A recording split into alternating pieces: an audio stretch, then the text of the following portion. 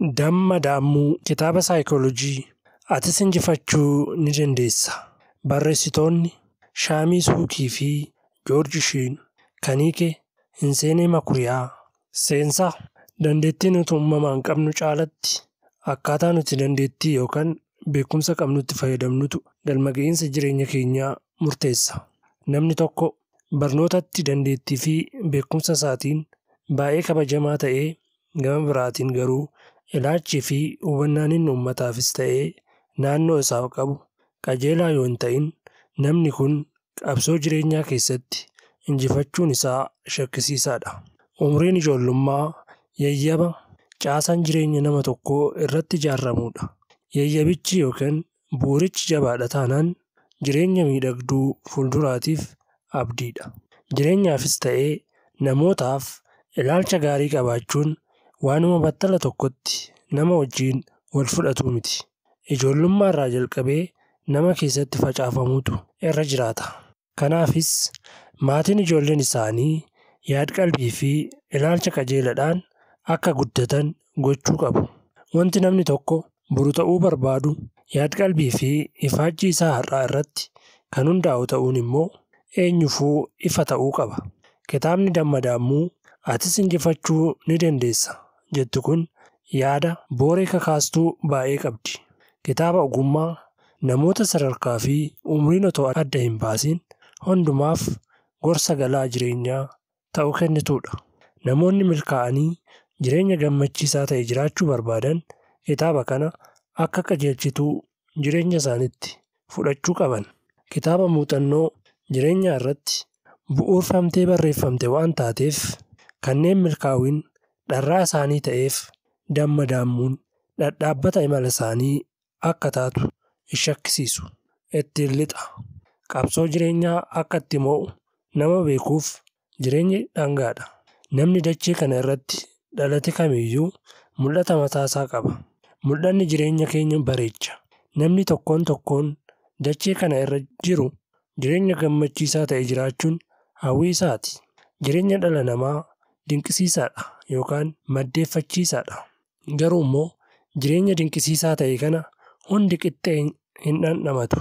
Namni tokko jireenya keessatti bakka yaade akka hin geenyeef wantoonni gufuu itti ta'u hedduudha. Namoonni tokko waan guddaa yaadanillee rakkoo gama fayyaa isaaniitiin qaban irraa kan ka'e bakka akeekkatan ga'uu rakkatu. Kaan immoo maallaqa dhabanii waan hawwe otoo galmaan hin ga'in barri isaa godaana. Kophummaadhaan kan ka'e bakka yaada isaanii otoo hin ga'in kan hafanis danuudha. Hundarra kan nama gaddisiisus immoo namoonni jireenya isaaniitti mul'ata hin qabne baay'eenis addunyaa kana irra kan jiran ta'uu isaaniiti. Haala waggoota 20 fi 25 dura ture irra jireenyi har'aa wallaansoo jabaadhaan kan takaalamedha. Daraan xaxamaa deemutti kan jiru ta'uun isaa immoo waan ifaatti mul'atudha. Kanaaf baay'ee keenyaaf jireenyi qabsoo hamtuu ta'ee jira yoo jenne ajibaa miti. Raayyaan waraanaa jireenya keenya akka nu gochuu danda'u keessa keenya jira. Qabsoo jireenyaa irratti oofamu kana moo'uuf eegaa raayyaa nu keessa awwaalamee jiru kana beekuu qabna. Rakkoon baay'ee keenyaa garuu raayyaa injifannoo nu gonfachiisuu danda'u nu keessa jiru beeknee sirriitti itti fayyadamuu dadhabuu keenyadha. Qabsoo jireenyaa akkamiitiin injifachuu danda'ama? Kitaabni kun gaafii namoota garaagaraa hoggaayyuu gaafatan kanaaf deebii kenniti. Kitaaba Atis injifachuu ni dandeessa jettu kana erga dubbistee booda nama kan biraa akka taatu hin shakkin. Kitaaba kana dubbisuuf kaka'uun kee mataa isaatti fedhii ati jireenya kee guutuutti jijjiiruuf qabdu agarsiisa. Kitaabni kun dandeettii si keessa awwaalamee jiru beektee akka ati kennaa Rabbii si badhaase kanatti akka fayyadamtuuf kallattii sitti agarsiisti. 1. Sirriitti akeekkadhu, mul'ata qabaadhu, gara itti adeemtuun beektu taanaan galma kee hin qaqqabdu. Namoonni callisanii fandalaalan jireenya isaanii keessatti gonkumaan milkaa'an. Kanneen mul'ata hin qabnes reeffa wajjin waliin caalan. Namni jiraachuu kan inni jalqabu wayita jireenya isaaf mul'ata qabaatudha. Mul'anni abdii namatti tora. Lubbuu gammachiisas. Namni kamiyyuu Jireenya isaaf mul'ata qabaachuu qaba. Boolli bishaan callisee keessa ciisu ni ajaa'a. Qilleensi mana cufaa keessa jirus oolee bulee xiraa'uun isaa hin hafu. Waan hojjetan tokkollee qabaachuu dhabuu irra wanti dalagan baay'een jiraachuutu gaariidha. Mul'anni immoo jireenya haaromsa. Jireenyis kan inni hiikaa qabaatu namni waan hojjechuuf kaayyoo qabaatee kaayyoo isaa bira ga'uuf guyyaa guyyaatti ifaajii kan agarsiisu yoo ta'edha. Namni waanuma ta'u abjoota ta'a jedhu beektonni. Jireenya keef mul'ata hin qabdu yoo ta'e otoo hin guddatin bakkuma jirtutti tortorta. Wanti ati boru ta'uu barbaaddu daayaa kee har'aa irratti kan hundaa'u ta'uu isaa quba qabaadhu. Mul'ata malee sochiin godhamu yeroo balleessuu fi umurii lakkaa'u irra darbee wanti inni fayyadu tokkollee hin jiru. Namni dachee kana irra jiru kamiyyuu mataa isaatiifis ta'ee namoota kaaniif waan gaarii hojjetee akka darbuuf uumame malee akkasumaan fandalaalee biyyootti akka deebi'uuf hin tolfamne. Ati nama kabajamaadha. Injifannoo irratti injifannoo gonfachuuf nama murteessitee waan taateef ofiin booni. Ifaajjee jennaan bakkalchi jireenya keetii caalatti akka ifu tokkollee shakkin. Namni bakka deemu hin beekne makiinaa isaa oofaa manaa ni ba'a. Jireenya kaayyoo hin qabne uffee kallattii hin qabne keessa deemu wajjin wal fakkaata. Jireenya kee keessatti maal barbaaddaa? Maal ta'uu feetaa? Eessa ga'uu yaaddaa? Mee si'a tokko gaafilee kanneen of gaafadhu. Tarii dura ijoollummaa kee irraa jalqabdee gaafii kana mataa kee gaafachaa as geessee jirtas ta'a. Mee dachee kana akka suuqii guddaa meeshaaleen garaagaraa keessatti argamanitti fudhadhu. Mataa kee immoo akka nama suuqii guddicha kana seenee waa bitee ba'uuf yaaditti fudhadhu. Suuqii kana seentee maal bittee gara mana keetti deebi'uu barbaaddaa? Yookaan immoo jireenya akka tapha kubbaa miilatti fudhadhu. Bakka mukti goolii jiru hin beektu taanaan waa'ee tapha kanaa mo'uu yaaduun ni dandeessaa? Guddina jechuun fuulduratti tarkaanfachuu jechuu qofaa miti. Guddina jechuun kallattii sirrii fi qajeelaa irra deemuu jechuudhas. Gabaabaadhumatti jireenyi akka milkaa'u kan godhu kaayyoo ati jireenya keef qabdudha. Fuulduratti waan gochuu yookaan ta'uu barbaaddu sammuu keetti xiinxali yaadi. Bakka calleensa qabu taa'itii meeja kee junuunfadhu. Keessa kee dhaggeeffadhu. Waa yaada keetti dhufu hunda tokko tokkoon qalbifadhu. Gara fuulduraatti jireenya akkamii jiraachuu barbaaddaa? Nama akkamii taatee of arguu hawwitaa? Jireenya mo'uuf kaayyoo qabaachuun qofaa isaatti gahaa miti. Bira nan ga'a yookaan immoo nan godha jettee kaayyoon ati akeektu humnaa fi sadarkaa kee wajjin kan walgitu ta'uu akka qabu beeki. Kaayyoo galmaan ga'uu danda'an tokko irratti xiyyeeffachuuf ciminnaa fi laafina ofii beekuun dhimma murteessaadha. Kaayyoon kee waan xinnoo yoo ta'e salphaatti galmaan ga'uu dandeessa ta'a. Garuu waan laaftuu taate irraa barnoonni ati argattu baay'een hin jiraatu. Kaayyoo jabaa ulfaataa ta'e yoo akeektes galmaan ga'uu rakkattee shororkaa keessa seenuu dandeessa. Waan ta'eef kaayyoo laafaadhumatti galma ga'uu danda'u gama biraatiinis kaayyoo ulfaataa gara maa'essaa irratti nama shororkeessu otoo hin ta'in kaayyoo jireenya koo jijjiiruu danda'a jettee yaaddu kana deemsa keessa muuxannoo irraa argachaa deemtu irratti xiyyeeffadhu. Karoora baasi. Karoora kanas akka bakkalcha daandii sitti agarsiisutti fudhadhu. Bakka mukni goolii jiruun beektu taanaan callistee kubbaa dhiituun kee faayidaa hin qabu. 2. Loltoota mataa ofii. Injifannoon dirree waraanaatti argame cufti dandeettii loltoota waraana sana irratti hirmaatanii irratti kan hundaa'e ta'uu isaa seenaan dhala namaa kan waggoota kumatti lakkaa'amu ni hubachiisa. Nuti tokkoon keenya dandeettiilee fi kennaalee jireenyi keenya akka milkaa'u gochuu danda'an baay'ee qabna. Dandeettiilee fi kennaalee kanneen loltoota jennee waamuu ni dandeenya. Dandeettii fi kennaan kamiyyuu gatii mataa isaa qaba. Tokko kaan irra caalaa tuffatamuu hin qabu. Qabsoo jireenya mo'uuf godhamu injifannoodhaan akka ceenuuf loltoonni tokkoon waan gumaachan ni qaban. Loltoota si keessa jiran garuu addaan baasitii beeki. Akka loltoonni kunniin si keessa jiran beekitii qabsoo ati jireenya mo'uuf gootu irratti si cinaa akka hiriiraniif yaalii gochuu qabdu hunda godhi. 3. Milkaa'uuf dharraa qabaachuu. Namni kufaatii faarsu kufaatii jalaa hin miliqu. Akka nuuf milkaa'u waan hawwinuu fi jireenya keenya keessatti waan nuuf ta'u gidduu walitti dhufeenyi jabaan ni jira. Wanti tokko akka siif milkaa'u yoo barbaadde wanti sun siif milkaa'uu kan danda'u ta'uusaa nama amantu ta'uu qabda. Naaf milkaa'uu ni danda'a jedhee nama amanuuf waa milkaa'a. Hin argadhuu nan dhaba jettee nama yaaddu yoo taate otoo hin dhabin iyyuu dhabdee jirta. Kanaaf hin ifaajin. Garuu immoo nan mo'a jettee yaaddee jirta taanaan daandii injifannoo qabattee jirta. Jireenyi kee waanuma sammuun kee yaadu fakkaata. Waan tokko yaaddee yoo akka tasaa siif milkaa'uu dhabe irra deddeebitee waa'ee waan siif milkaa'uu dhabe sanaa hin cinqamin. Akka ati yaaddetti wanti siif taate xinnoon tokko yoo jiraatte waa'ee ishee yaaditii sammuu kee abdiidhaan guuti. Wanti irra siif milkaa'uu dide fuulduratti guyyaa tokko siif qajeeluu akka danda'u amani. Jireenya keessa wanti hiree yookaan chaansii jedhamu hin jiru. Makmaaksa waan facaasan haamu jedhu beektaa mitii? Namoonni sossoreyyiin ati magaalaa gurguddoo fi magaalaalee xixinnoo keessatti argitu cufti isaanii waan xinnoo irraa ka'anii gara bantiitti ol kan ba'anidha. Yaada qalbii isaaniitu sadarkaa kanaan isaan ga'e. Abaluunfaa dur kophee haxaa'uu puuphaa mataatti baatanii ganda keessa deemaa gurguraa turanii yeroo jedhan dhageessee jirta ta'a.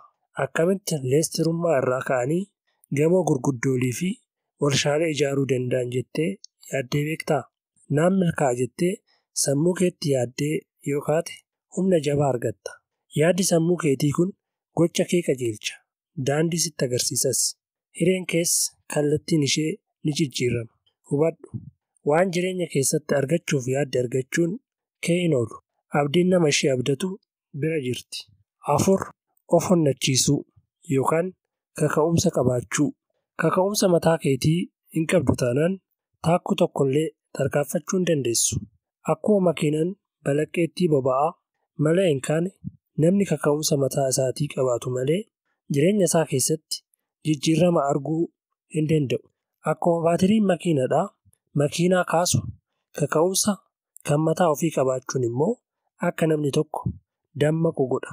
Jireenya moo'uuf amaloota barbaachisoodha jedhaman gidduudhaa inni dureen waa dalaguuf kaka'umsa gaarii qabaachuu. Kaka'umsa mataa ofiitiin godhamu akka hafuuraati. Sirriitti yoo itti fayyadaman galmaan kan nama ga'u ta'uun isaa shakkii hin qabu. Namni bakka biraatii dhufee hanga si dhiibutti gonkumaa hin eegin. Namoonni kan biroon dhufanii hanga si dammaqsanitti kan eegdu yoo taate akka jirmaa jigee lafa ciisuu suuta bososta. Motorii mataa keetii ta'i. Wayita dukkanaa'u dungoo kee ibsadhu. Kuftullee hamileen kee hin bushaa'in. Kaatee areeduu ni dandeessa. Namoonni baay'een akka milkaa'an kan isaan godhu maal akka ta'e beektaa? Hojii hojjechuuf kaka'umsa mataa isaanii qabaachuu isaaniiti. Nama of onnachiistu yoo taate fedhiin kee kun hoggaayyuu akka ibiddaa si keessa boba'uudhaan akka ati hojii ulfaatoo hojjettu si godha.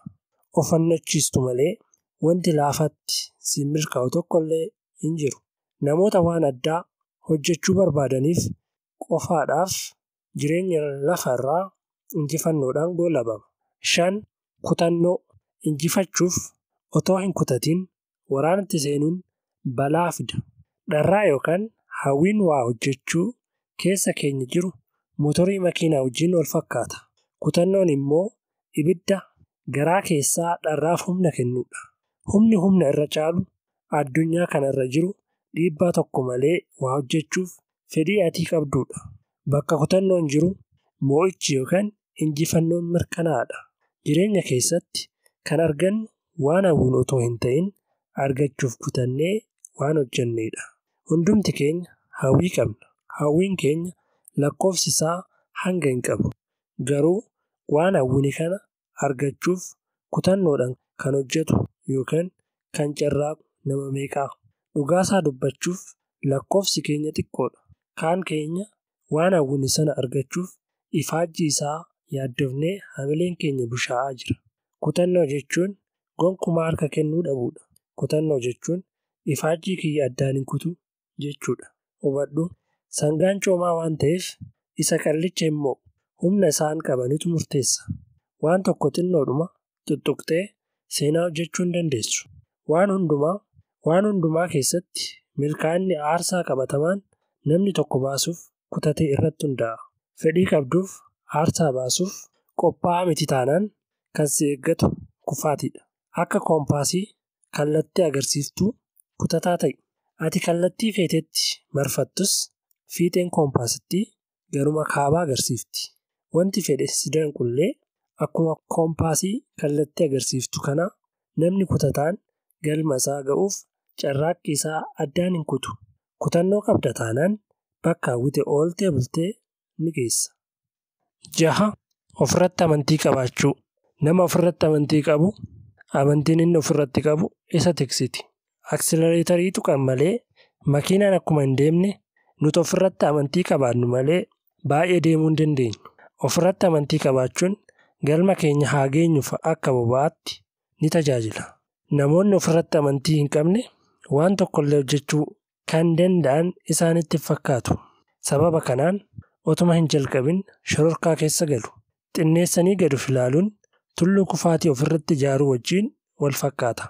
Gama biraatiin garuu ofirratti amantii qabaachuun tulluu kufaatii sana jigsuuf fayyada.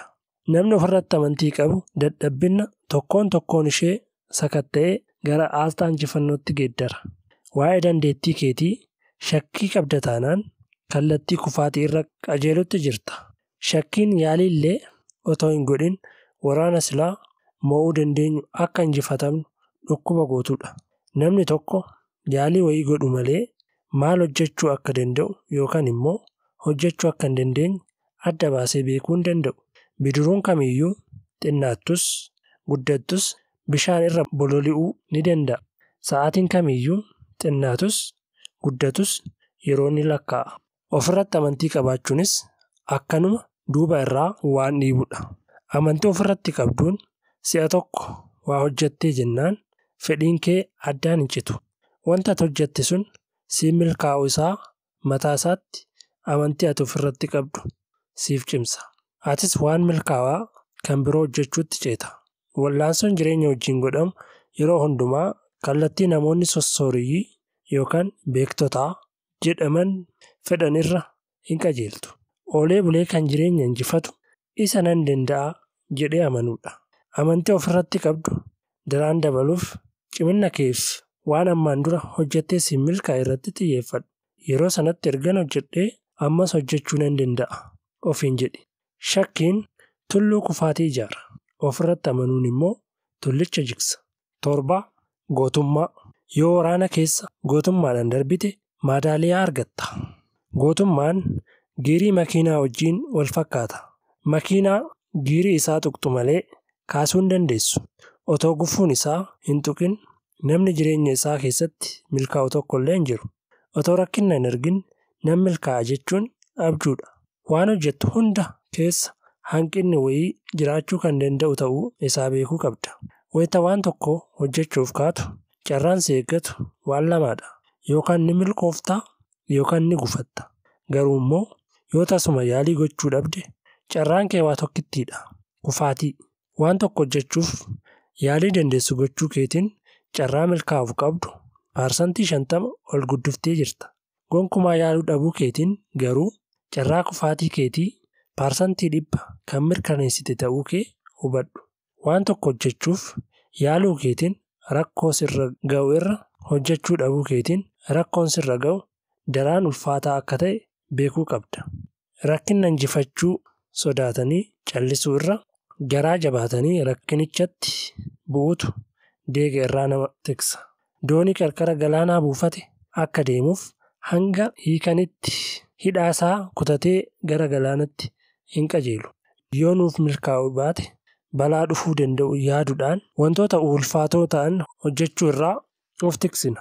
Garuu immoo kufaatii fi milkaa'uun wal cinaa kan deeman ta'uu isaanii hammam hubannee jirra.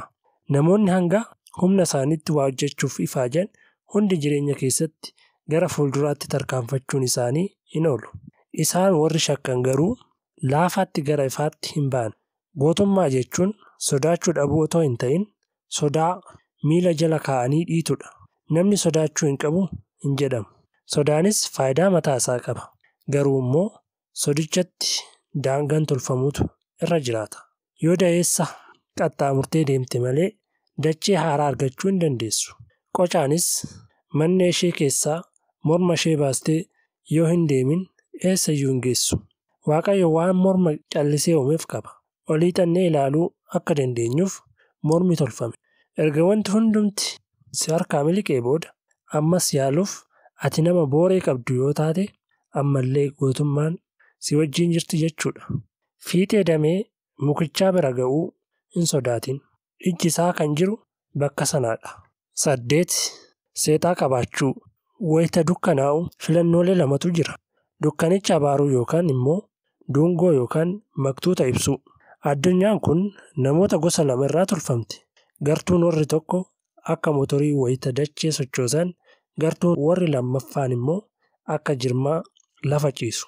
Namni isaan tuqu malee hin socho'an, sagaleen isaanis hin dhaga'amu. Warri motoriin ofumaa isaaniitiin wayita carraaqan, warri jirmaa ta'an garuu hanga namni kan biraan dhufee isaan dhiibutti taa'anii eegu. Wayita dooniin kee gara kee dhufuu diddu filannoolee lama qabda. Teesseedhuma hanga doonittiin dhuftutti eegda yookaan immoo deemtee fiduudhaaf gamasitti qajeelta. Dhimma tokko irratti hoggaayyuu filannoolee lamatu jira. Namoonni kan biroon akka hojjetaniif isaaniif dhiiftee ati teessee bu'aa isaa eeguu yookaan immoo haala jiru fooyyessuuf atis seexaadhaan yookaan kaka'umsaan mataa keetitiin waa hojjechuudha.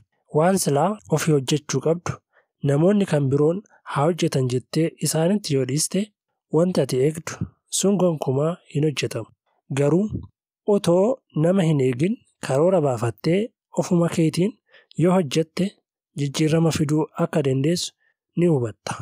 Hojii kee namoota kan biroof dhiiftee teessee bu'aa isaa eegda taanaan kan si eeggatu kufaatiidha. Namoota dorgommitti seenuu sodaatan irra injifachuu dhabanillee kanneen dorgommichatti seenanii sadarkaa humna isaanii beekanitu caala. Yoo daaktee bira geesse doonii kee daftee fiduu dandeessa. Kaka'umsa keetiin waa hojjechuu jechuun dukkana jabaa keessatti tirika yookaan baatirii ibsuu akka jechuuti. Halkanichi hamma fedhe dukkanaa'ullee iffi baatirichaa daandii kee sitti agarsiisa. 9. Beekumsa. Yoo waraana jabaa tokko mo'uu barbaadde dursitee waa'ee waraanichaa beekuu qabda. Beekumsi masakaa makiinaa wajjin wal fakkaata. Beekumsi humnaa fi gocha kallattii sirrii ta'e irra qajeelcha. Mammaaksa keessattis qalqalli duwwaan qajeelee hin dhaabbatu jedhu miti waan dhugaadha. Imalli jireenya marfata baay'ee daandii jajallaa fi bu'aa bayii lakkoofsa isaa hanga hin qabne danuu qaba. Imala keenya dadhabbii jabaa malee akka raawwannuuf waa'ee daandii keenyaa beekumsa gaarii qabaachuu qabna. Beekumsi garam irraa deemuu akka qabnu jireenya keenya keessatti kallattii nutti agarsiisa. Wantoota lubbu qabeeyyii ta'an keessaa diinota isaa irraa of eeguuf meeshaa waraanaa uumamaa jechuun waan akka gaanfaa, ilkaan jajjaboo fi summii kan hin qabne dhala namaa qofaadha. Haa ta'u iyyuu malee ammayyuu biyya lafaa irratti aangoo kan qabu dhaluma namaati. Kanaaf immoo sababni isaa waan tokkittiidha. Dhalli namaa meeshaalee irra caalu sammuu qaba. Namoonni jireenya milkaawaa jiraachuu barbaadan meeshaa waraanaa kana sammuu isaanii hoggaayuu beekumsaan qaroomsuu qabu.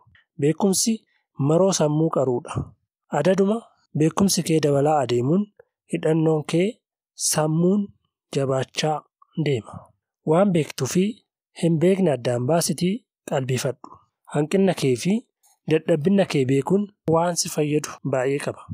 Akka wantoota hir'ina kee ta'an kanneen irratti hojjettu si godha. Sammuun keenya akka birciqqoo bishaan keessa jiruuti.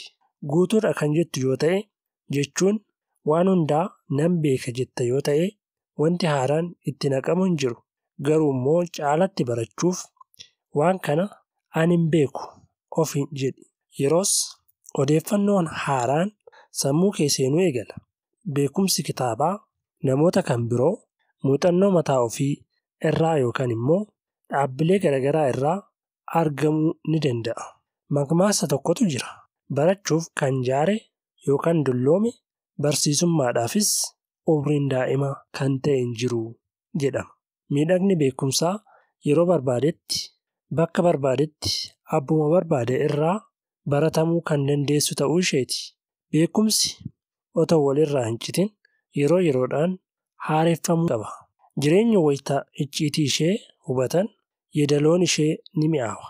Addunyaa dorgommiin marfamte bara kana keessatti dhaadannichi akkas jedha. Caalatti beekumsa gonfadhu.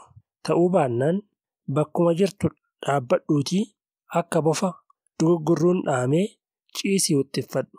10 obboroodhaan eegaluu. Yeroon ati rasaasa itti dhukaastu hanguma waan ati rukuttee mirga irratti argachuu barbaaddee sanaa barbaachisaadha. Ibiddi akkuma inni waa gubuu eegaleen dhaamsutu irra salphaadha. Ibidda fiixee mukaa kibriitii yookaan toomaashoo irra jirtu afuuftee battala tokkoon ifa ishee dhaamsuu ni dandeessa. Gama biraatiin garuu hoomaan namootaa hangi barbaade birmatus ibidda gamoo guddaa qabatee jiru laafaatti dhaamsuu hin danda'u. Tuffattee yoo dhiiste rakkooleen tokko tokko caalatti babal'achaa adeemu. Wayita oolanii bulanii jedhan immoo rakkoolee kanneen buqqisuun daraan ulfaataa ta'a. Yoo dafanii tarkaanfii fudhatan dhukkubni kaansarii illee ni fayya. Barfachuu irra rakkoo si mudate tokkoof daftee yoo furmaata kennite wayya.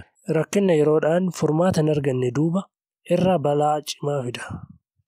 Rakkinni yeroodhaan furmaata hin arganne duuba irra balaa cimaa fida. Yeroon ati rakkina keef furmaata itti barbaaddu amma. Dursi tarkaanfii fudhadhu.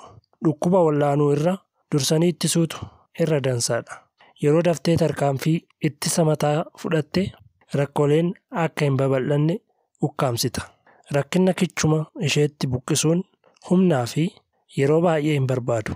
Akka gara boodaa irratti shororkaa sirratti hin uumnetti hojiilee barbaachisoo ta'an amma dalagi. Carraa milkaa'uuf qabdu ol guddisuuf gufuu tokko akkuma argiteen battala tarkaanfii irratti fudhadhu. Rakkinaaf furmaata kennuuf yeroo gaariin akkuma rakkinichi mul'ateen tarkaanfii fudhachuudha. 11 murteessuu. Namni iyyuu humna dinqisiisaa ta'e tokko qaba. Humna waan barbaade filachuu. Jireenya akka suuqii bakka waan barbaadde filattuuti. Bilisummaan guddichi addunyaa kana irra jiru bilisummaa waa filachuuti. Namni waa filachuu yookaan murteessuu hin dandeenye harka qullaa gara mana isaatti kan deebi'u ta'uun beekamaadha. Wanta filannooleen garaagaraa siif dhiyaatan filannoolee jiran gidduudhaa isa siif caalatti bu'aa qabu irratti kan xiyyeeffatu ta'uun kee hin shakkisiisu. Filannooleen jiran keessaa isa tokko fudhachuu yoo barbaadde warra kaan gatuuf murtii kennuu qabda jechuudha. Namni hundumaa dhuunfachuu barbaadu waan tokkollee hin argatu. Dandeettiin yeroodhaan murtii kennuu waraanicha mo'uuf ulaagaa murteessaadha. Rakkina tokkoof furmaata kennuuf rakkinicha kallattii garaagaraatiin ilaalitii wantoota fala ta'uu danda'u jettee yaaddu hunda tokko tokkoon tarreessi. 12 qophii. Wanti qophiin isaa gaarii ta'e walakkaadhaa olitti akka waan hojjetameetti fudhatamuu ni danda'a. Qophii jechuun otoo gara daandii bu'aa ba'ii ta'etti hin ba'in makiinaa daandii qajeelaa irratti oofuu baruu jechuudha. Qophiin gumcuulee fi rakkinoota daandii jireenyaa irra jiran qalbifannee akka bu'aa ba'iilee kanniiniif dursinee qophoofnu nu gargaara. Akkuma tapha cheezii qabsoo jireenyaa keessatti kan mo'u fageessanii yaadudha. Rakkinni dursee beekame akka wanta gartokkeen isaa dursee furmaata argateetti fudhatamuu ni danda'a. Namni wanti tokko akka gaariitti akka milkaa'uuf barbaadu dursee qophii ga'aa gochuu qaba. Wanti qophii malee hojjetamu dhumarratti gara kufaatitti nama oofa. Qophiin giraamiin tokko gidiraa kuntaala 10 ulfaatu irraa nama eeguu dandeessi. Gabaabaadhumatti fiiguu dura suuta deemuu baruu qabda jechuudha. Galaana seentee daakuu kee dura bishaan borcuu bari. Piroojeektii guddaa bantee hojii jalqabuu kee duras piroojeektilee xixinnootti harka kee hiikkadhu. Yoo hojii manaa hin hojjetin qormaatatti argachuu hin dandeessu. Qophiin har'aa milkaa'uu borii murteessa. Kanaaf qophii fi milkaa'inni walitti dhufeenya kallattii qabu. Namoota qophiidhaaf aarsaa kaffalaniif milkaa'uun akka badhaasatti gara jireenya isaanii seenti. Dursiitii karoorsi. Yeroo karoorsitus karoora kee bareechi. Karoorsuu irratti yoo danqamte kufuuf karoora baasta jedhama. Ogummaa kamiirrayyuu aanuuf dhimmi ijoon dursanii qophii gaarii gochuudha. Qophii gaariidhaan jalqabi. Booda waan suphitus ta'ee waan gaabbitu hin qabaattu. 13. Wanti xinnoof xiyyeeffannaa kennuu. Namni battala tokkotti uttaalee ji'a irra qubate hin jiru. Galma kee kan filatte ta'uun isaa shakkii hin qabu. Haa ta'uu gaariidha. Garuu immoo hanga yaaddee tarkaanfachuutti kan hin jirre ta'uun kee sitti dhaga'amuutu danda'a. Sababa kanaan fedhii fi kaka'umsa hojii dhabda ta'a. Guddinni sadarkaadhaan dhufa malee battala tokkotti bantii irra kan ga'e hin jiru. Kan ga'us hin jiru. Fiixee gamootti ol ba'uuf sadarkaalee gamicha keessa jiran tokkoon isaanirra ijjachuun dirqama akka ta'e beekta. Humna na keessa jiru hundumaan uttaaleen fiixee irra qubadha jettee kan yaaddu yoo ta'e balaa hamaa irra bu'uu kan dandeessu ta'uun kee sirriitti hubachuu qabda. Waan ta'eef galma kee murnaan qooditii dhawaataan itti tarkaanfadhu. Kaayyoon miira guddinaa uuma. Miirri guddinaa immoo gama biraatiin booree kakaasa. Yoo namni galma hin qabaatin dhuma irratti abdii kuta. Waaqayyo jireenyas ni awwaala. Jijjiiramni qabatamaa ta'e jireenya kee keessatti hin mul'atu taanaan gara kufaatitti kan qajeeltu ta'uun kee mirkanaa'aadha. Kaayyoleen xixinnoon ati baafattus kaayyolee isa guddaa galmaan ga'uuf fayyadan faayidaan isaanii hanga hin qabu. Galma kee waggaa, ji'a, torbanii fi guyyaadhaan addaan qoodi. Sagantaan kun maal yoom akka dalagdu beekuuf si gargaara. Haala kanaan bu'aa fooyya'aa ta'e ni argatta. Fiixee tulluutti suuta ol ba'u. Galmi jireenyas akkasuma. Sadarkaadhaan itti tarkaanfatama. Kaayyoleen isaa dheeraa sadarkaadhaan hirtee itti kan deemtu yoo ta'e carraan ati milkaa'uuf qabdu baay'isee olaanaadha. Namni battaluma tokkotti ji'a irra qubachuu yaalu yeroosuma kufa. 14. Yaada guutuudhaan waan tokko irratti xiyyeeffachuu. Namni miila isaa bidiruu garaagaraa irra dhaabe bishaaniin liqimfamuun isaa hin oolu. Yoo cittuu waraqataa aduu jala keesse waraqatittiin tasa hin gubattu. Garuu waraqatuma kana leensii jala yoo keesse battalumatti gubattee daaraa taati. Leensichi humna aduu walitti qabee bakka tokkichatti waan kuusuuf humni kuufame sun waraqatittii gubee dhabamsiisa. Waraana irratti injifannoo galmeessuu yoo barbaadde yaada kee bakka lamatti hin hirin. Shakkaas waraanichatti hin seenin. Humna kee guutuudhaan itti bu'i. Humnaa fi qalbii kee guutuudhaan galma kee irratti xiyyeeffachuutu mirga siif argamsiisa. Yoo bu'aa lubbuu kee gammachiisuu argachuu barbaadde kaayyoo kee irratti xiyyeeffadhu. Waan tokko qabattee amma gadhiista taanaan eessayyuu ga'uu hin dandeessu. Namni waan hundumaan hojjechuu barbaadu dhuma irratti otoo waan tokkollee galmaan hin ga'in qullaatti hafa. Hoggaayyuu otoo hojii harka kee jiru hin xumurin hojii kan biraatti hin ce'in. Si'a tokkotti hojiidhuma tokko hojjedhu. 15. Hojimaata yookaan gochaa. Qawwee qabatanii yeroo barbaachisaa ta'etti dhukaasuu dhabuun qawwee qabaachuu dhabuu wajjin garaagarummaa hin qabu. Akkuma gololee fi makiinaan wajjin deeman gochaan immoo miiltoo dhala namaati. Gara galma isaatti geessan. Namoonni yaada isaanii gochaadhaan agarsiisan namoota kanneen gochaa wajjin wal hin beekne irra olaantummaa qabu. Hojiitti hin hiikamu taanaan barnoonni hangam barattus faayidaa hin qabu. Beekumsa qaban faayidaa irra oolchuu dhabuun midhaan facaasuuf otoo hin ta'in callisaniidhuma lafa qotuu wajjin garaagarummaa hin qabu. Wantoonni addunyaa kana irra jiran baay'een isaanii hanga namni isaan sochoosutti bakka jiranii kan socho'anii miti. Hojii ijaan mul'atu tokko dalaguu irra oduudhumaan jiraachuu barbaadu aramaa ooyiruu keessaa wajjin wal fakkaata. Namni waan beeku hojiin agarsiisuu hin dandeenye akka simbirroo baallee yookaan goblaa hin qabneeti. Lamaanuu bakka jiranii socho'uu hin danda'an. Dhibaa'ummaan faana ishee cirracha milkaa'ina irratti chaappessuu hin dandeessu. Otuma daandii qajeelaa irra jirtu kan teessu yoo ta'e bakkuma jirtutti micciqirfamta. Jalqabdu malee eessayyuu ga'uu hin dandeessu. Tulluudhuma ijaan ilaalee fiixee tullichaatti kan ol ba'ee hin jiru. Ijibbaatanii kufuun waan haaraa miti. Wanti gadheen garuu gonkumaa yaaluu dhabuudha. Socho'uu qabda. Yoo taa'u itti fuftee kan gama kee dhufu milkaa'uu otoo hin ta'in kufaatidha. Bakka milkaa'inni buufatte ga'uuf doonii kee gamasitti oofi. Qilleensi si danquu danda'a. Akka barbaachisummaa isaatti si'a tokko qilleensicha wajjin si'a kaan immoo qilleensicha irraa goraa gara buufatichaatti qajeeli. Gonkumaa garuu doonii kee qarqara galaanichaa irratti hiitee hin taa'in. Milkaa'uu wajjin firooma kan qabu jecha tokko qofatu jira. Hojimaata yookaan gochaa. Ammas hojimaata isaa boriitiif har'a hojjedhu. Guyyaa har'a jennu kun bulee boru ta'a. Akeekkachuun qofaa isaatti ga'aa miti. Qaataa harkisuu qabda. 16. Sabrii. Imala jireenyaa keessatti duree kan ta'u nama deemsa isaa addaan hin kunneedha.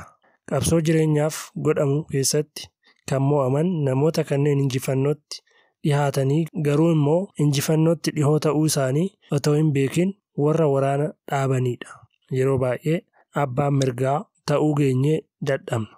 Si milkaa'uu dhabullee hin dhiisin. Milkaa'uun akkuma jiru kufuunis jira. Mo'amuu kee amantee yoo fudhatte malee hin injifatamtu. Jireenyi qabsoodha. Qabsoo walxaxaa fi ulfaataa. Warra jaboo fi kutatootu madaaliyaa ishee fannifata. Kaan dhiisanii erga deemanii booda ati garuu obsitee hojjechuu keetu gara daandii milkaa'inaatti si geessa. Walitti bu'iinsa bishaanii fi dhagaa gidduutti uumamu keessatti hoggaayuu kan mo'u bishaan. Bishaan humna waan qabuuf otoo hin ta'in sabriidhaan injifata. Namoonni duubatti dhiisanii gonkumaa hin mo'an. Yoo hin mo'in ammas irra deddeebiitii yaali. Ni barfatti malee mirgi kee hin haftu. Sabriin furtuu ishee guddoo balbala milkaa'inaa saaqxuudha. Ogummaa guddaan kan jiru tasuma kufuu dhabuu keessa otoo hin ta'in adaduma kufaniin deebi'anii ka'uu keessadha. Namoonni gurguddooliin dachee kana battaluma tokkotti fiixetti ol hin baane. Garuu wayita hiriyoonni isaanii rafan isaan halkan qixxeellee ni dhama'u turan. Wallaansi hamma fedhe ulfaataa ta'ullee akka wanta galma kee irraa dhumdhuma muraasa qofaa fagaattee jirtutti yaaditii qabsoo kee daraan finiinsi. Icciitiin milkaa'uudhaa nuffii malee ejibaachuudha. Otoo addaan hin kutin ejibaachuu. 17. Sirnaan gurmeessuu. Mo'attoonni yeroo hundumaa xiyyaa isaanii akeekkatanii eegu. Qulfii makiinaa iddoo malee yoo keesse makiinaa oofuu ni dandeessaa? Loltoonni silaa dirree waraanaatti injifannoo gonfachuu danda'an meeshaan waraanaa yeroodhaan isaaniif dhiyaachuu dhabuu isaatiin injifannoon harka isaaniitii miliqee jira. Tibba murteessaa ta'etti rasaasa hin dhukaastu taanaan qaawwichas ta'ee rasaasicha baachuun faayidaa hin qabu. Injifannoo gonfachuuf hojii kee sirriitti qindeessuu qabda. Waraqatoota, dokumentootaa fi sartifikeettota kee wal keessa laaqxee hin kaa'in. Hanga fedhe nama cimaa taatullee akkuma nama ammaaf barbaadetti sanadoota qixxeessitii kaa'i. Yoo gurmeessitee kaa'uu dhabde beellamallee irraanfachuu ni dandeessa. Yaadannoolee qabdus gatuu malta. Waa qixxeessuu jechuun meeshaalee akka gosa isaaniitti akka bifa isaaniitti gurmeessanii kaa'uu yookaan naquu jechuudha. Wantoota alfakkaatan bakka tokkicha kaa'uu amaleeffadhu. Yeroo biraa wayita barbaaddu humna baay'ee otoo hin baasin salphaatti argatta. Sanadoota kee bakkuma argitetti darbatta taanaan dhuma irratti gatii ati hin yaadin kan si baasisu ta'uu quba qabaadhu. Hojiin kee gurmaa'aa haa ta'u. Faayilota kee sirreessitee kaa'uu amaleeffadhu. Yeroo fi humna kees akka hin taanetti balleessuu irraa of oolchita. 18. Of to'achuu. Of to'achuun haadha injifannoo hundaati. Injifannoon firii of to'annooti. Of to'achuun akka fireenii makiinaati. Kallattii dogoggoraa irraa akka hin deemne yookaan immoo makiinota yookaan meeshaalee kan biroo wajjin akka walitti hin buuneef eega. Akkuma makiinaan oofan makiinaa kan biroo wajjin walitti hin buuneef fireeniidhaan of eeggannoo godhan dhalli namaas galma isaa ga'uuf of to'achuu qaba. Namni tapha kubbaa irratti goolii galchuu danda'u nama kubbaa isa geesseef mataa isaa to'achuu danda'udha. Namni of hin to'anne waanuma arge battaluma nyaataa fayyaa isaa rakkina keessa buusuu danda'a. Haaluma wal fakkaatuun namni arraba yookaan afaan isaa hin adabannes hariiroo hiriyoota isaa wajjin qabu balleessa. Daa'imni of to'achuu dadhabee guyyaa guutuu taphachaa oolus barnoota isaa irratti qabxii gaarii hin argatu. Wanti gurguddaan halkan tokkotti hin uumamu. Mukti yeroo ijjitti harcaafatu qaba. Har'uma dhaabbamee mukti har'uma ija kennu hin jiru. Kana qonnaan bultoota irraa baruun ni dandeessa. Of to'annaan hafuura jabeessa. Dheekkamsas ni hambisa. Si'a tokko tokko of to'achuu wanti jedhamu kun hadhaa'uu ni danda'a. Haa ta'u immoo malee firiin isaa mi'aawaa ta'uu yoo qabaatte yookaan yoo yaadatte bu'aa isaa eeguun sitti hin ulfaatu. Bu'aan hojii tokkoo hanga mul'atutti yeroo kan fudhatu ta'uun beekamaadha. Haadhoon hindaaqqoo puuphaa akka hammattu gootee obsaan eeguudhaan wiiccoo argatta malee wiiccoo argachuuf jettee puuphicha hin cabsitu. Daa'imatti iyyuun daa'ima adabuu miti. Guddinni dhawaata dhufa malee akka soomayyoo shobboqqoo keessisaa duwwaadha. Halkan tokkotti dhundhuma 1 fi 2 hin dheeratu. Warra suuta garuu imala isaanii addaan hin kunneetu dorgommicha injifata. Namni of to'achuu danda'u addunyaa bita. 19. Fayyaa. Fayyaan humna galma kee ga'uu si gonfachiisa. Hanguma motoriin makiinaadhaaf barbaachisaa ta'e fayyaanis dhala namaaf jireenya isaati. Makiinaan motoriin isaa rakkina qabu bakka yaaddameen ga'u. Dhalli namaa yoo fayyaa hin qabaatin akkasuma kaayyoo isaa ga'uu ni rakkata. Shifeerii beekaan fayyaa motorii isaatii eeguun hammam barbaachisaa akka ta'e ni beeka ni hubata. Atis mul'ata kee galmaan ga'uu yoo barbaadde fayyaa kee eeguu qabda. Fayyaan qabeenya jedhu mitiire. Fayyaa jechuun qaamni nagaa ta'uu isaa dhimma ilaaluu qofaa miti. Namni tokko fayyaadha jechuuf sammuu nagaa ta'uutti dabalee hariiroon jireenya hawaasummaa fi jireenya hafuuraa isaa illee qajeelaa ta'uu qaba. Nyaata gaarii nyaachuudhaan fayyummaa qaama keetii eeguu ni dandeessa. Ispoortii hojjechuun humna ati dhukkuba ofirraa ittisuuf qabdu ni dabala. Amaloota fayyaa kee eegan wajjin warroomi. Tamboo aarsuu, qorichoota si mirkaansan garuu immoo booda sammuu kee adoochanii fi alkoolii xireeffadhu. Wantoonni kunniin anniisaa motorichi waa hojjechuuf qabu dadhabsiisu. Akkuma sooranni fayyaa qaama keenyaa eegu yaadni qalbii keenyaa fi miirri keenya immoo fayyaa sammuu keenyaa wajjin hidhata qaba. Kitaabilee gaariin, hiriyoonni gaariinii fi oolmaa gaariin yaadaa fi ilaalcha dansaa akka qabaan nu godhu. Ilaalchi gaariin soorata sammuu keetii kan yeroo hundaa haa ta'u. Cinqii fi dhiphina irraa walaba ta'uuf hojii guyyuma guyyaan hojjettu keessatti boqonnaa fudhadhu. Yeroo bashannanaas saganteeffadhu. Nama waan gaarii yaadu ta'i. Yaada qajeeladhaan galaana jireenyaa kana mooqi. Fayyaa keenyaaf dhimmi barbaachisaan kan biraan hariiroo nuyi hawaasa wajjin qabnudha. Namni hawaasa keessatti namoota wajjin walitti dhufeenya gaarii qabu jireenya hawaasummaa isaa nagaadha jedhama. Jireenya gaarii jiraachuuf hariiroo hawaasa wajjin qabdus jabeessi.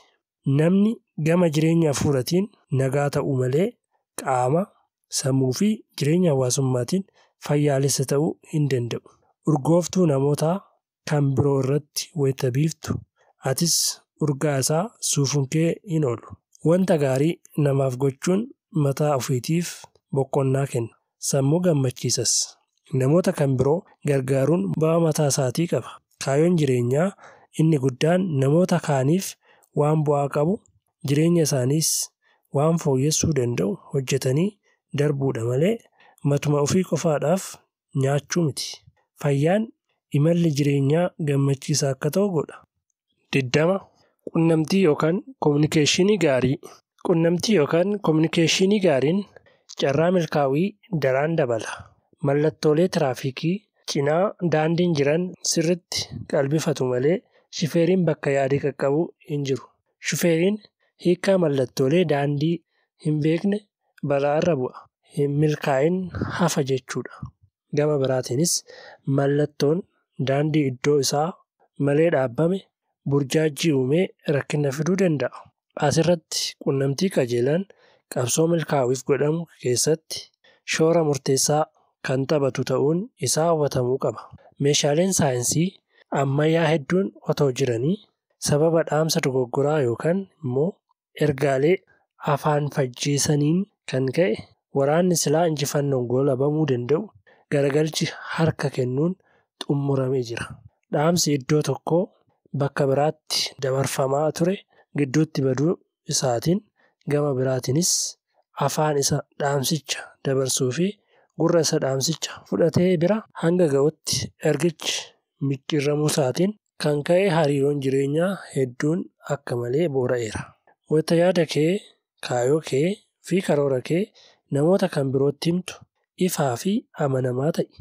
Karoora, fedhii fi miira namootaa kan biroo qalbifadhu. Kominikeeshiniin quunnamtii kallattii lamaati. Namoota kan biroo hubachuu kan ati dandeessu yoo obsa qabaatteedha. Dhaggeeffataa gaarii ta'i. Wanta namoonni kan biroon jedhan hubachuuf yaali. Namoonni lama yoo dubbatan rakkoolee fi furmaata kennuudhaan daangaan isaanii moo'ichaan hin diigne hin jiraatu. Hariiroon isaanillee ajaa'ibsiisaa ta'a. Quunnamtii gaariin yaada namni kan biraan kennu ijaaraa deemuudhaan uumama malee yaadicha faallaa deemuudhaan miti.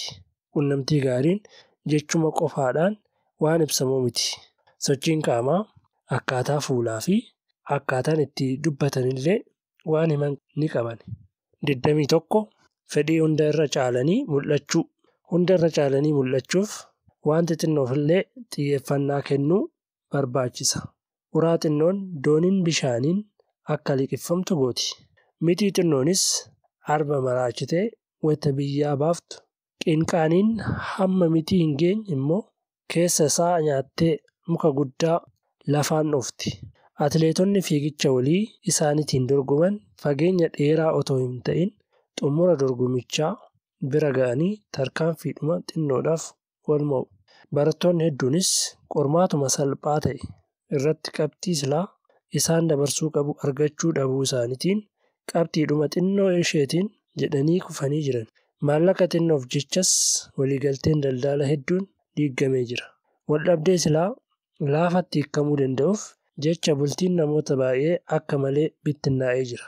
Wantoonni xixinnoo jedhaman rakkina isaan fidan wayita ilaallu wanti hangas mara xinnoodha jedhamu kan hin jirre ta'uu isaa hubanna. Wanti xinnoodha jedhanii tuffatan jireenya keessatti booda gaaga'ama guddaa fida. Xinnoos ta'u guddaa waan hundumaaf xiyyeeffannaa barbaachisaa ta'e kenni. Xinnoodha jettee hin tuffatin qalbifadhu. Imala jireenyaa keessatti tarkaanfiin tokkoon ishee gatii qabdi. Garuu dhugaasaa dubbachuuf yaalii xinnoo gooteen hundarra caaluu hin dandeessu. Garuu immoo xinnoodha waan jedhamtuuf namni xiyyeeffannoo hin kennine gonfoo milkaa'ii laafatti mataa irratti hin qadaaddatu. Guyyaa guyyaatti waan danda'u nama hojjetu dhuma irratti injifannoon dhuftee hammattiin. Faaruun jireenyaa xinnaafis guddaafis wayita xiyyeeffannaa gaariin kennamu mi'aawa. 22 Dandeettii waa uumuu yookaan kalaquu.